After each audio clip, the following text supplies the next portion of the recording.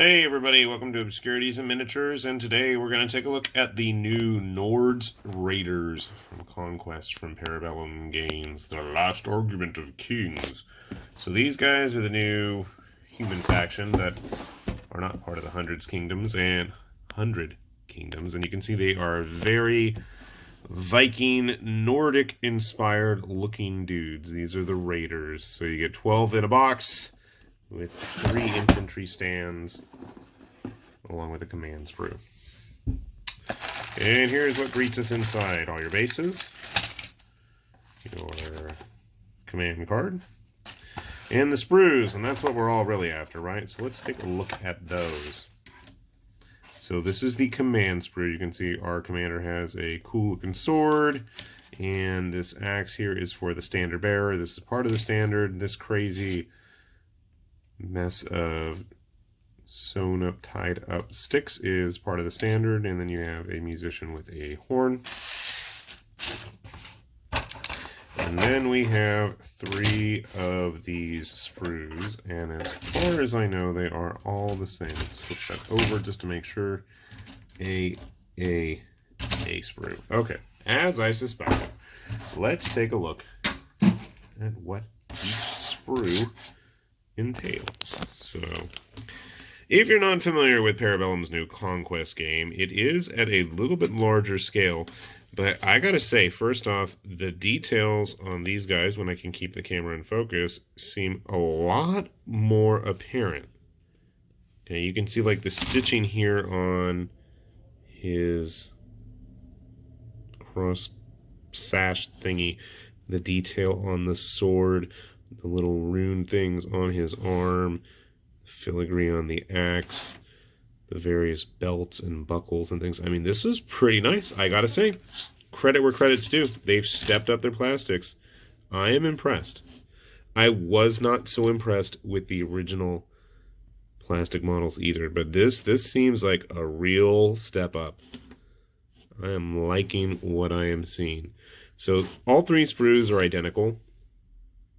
I want to say that the bodies themselves are specific front and back, and then the heads and hands are all going to be modular, and you can build them however you want.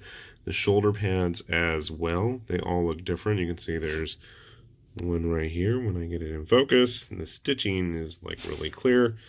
And we have one right here with these little shield emblem thingies on it as well. So, again, man, this is a step up. I really got to give them credit. I was kind of getting bummed out with the quality of the initial releases. The starter set was kind of ho-hum, I thought, in terms of overall crispness, but this is looking nice. And I'll also say I was really pissed with the arrows on the drone archers, but the drone archers are cool, so I'll give them a pass still. But these look really nice. So, all right, fingers crossed they build up just as nice as the initial viewing holds us to. So give me a second, we'll see what they look like finished. All right, check it out. We got 2 of the 3 stands of our Nords Raiders done, and you'll notice that they cannot... yeah, that's the first thing we need to address, is the standard bearer. You can see here, if I zoom it out just ever so slightly, that he is really kind of lopsided. Well, yeah, lopsided. I was going to say top heavy too, but he's going all kinds of directions, and I haven't actually finished attaching this completely. This goes on top of the standard, and it's just an extra bit of weight.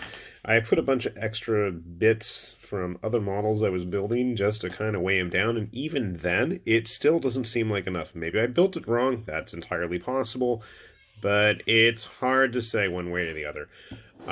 I know for a fact that I did not use all of the command bits correctly, because I have the horn. I can even hold them up. The horn is supposed to actually go with the leader, but I figured, you know, I'm going to give him another weapon, just because. The shoulder pads don't seem to have any particular placement where they need to go. They're just going to go wherever you feel like them. Either shoulder works. I ended up just kind of sticking weapons every which way. I had no intention really of trying to get them onto a stand, but they do work with a little bit of Tetris-like puzzle play.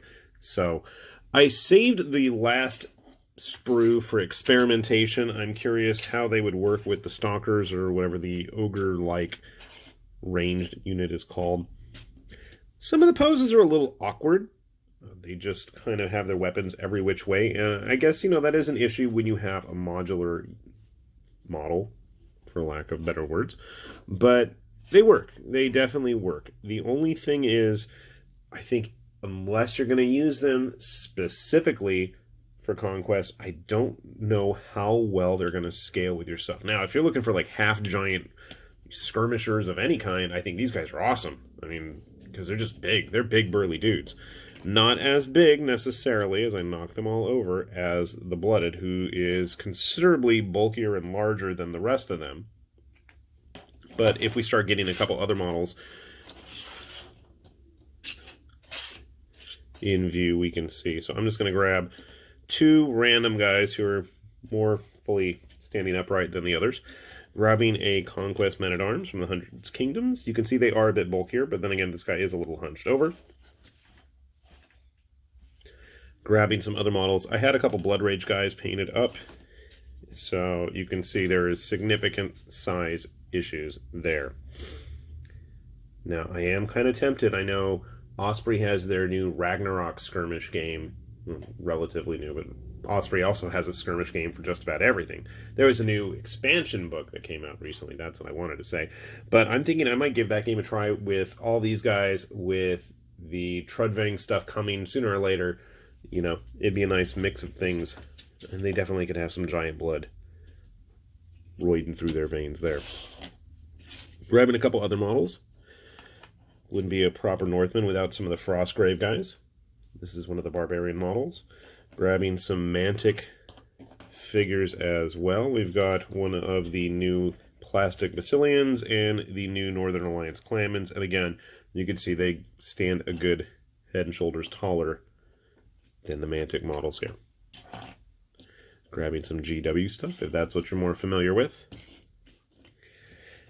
Grabbing a human and an ogre of all things. So you can see they are almost ogre size, and I think if you wanted a cheap proxy ogre, slap these dudes on some 40s, or better yet, if you're going to do like Kings of War, a box of 12 right there, that's probably like 2 full regiments almost of guys, if you just stagger them on a nice big base. Throw some rocky outcroppings on there, and you're probably good to go. So, detail-wise, I am quite impressed. Size-wise, like it when I see. Setting them up for a skirmish or actual ranked unit for Conquest, I can see being quite a bit of trouble. I really like these guys.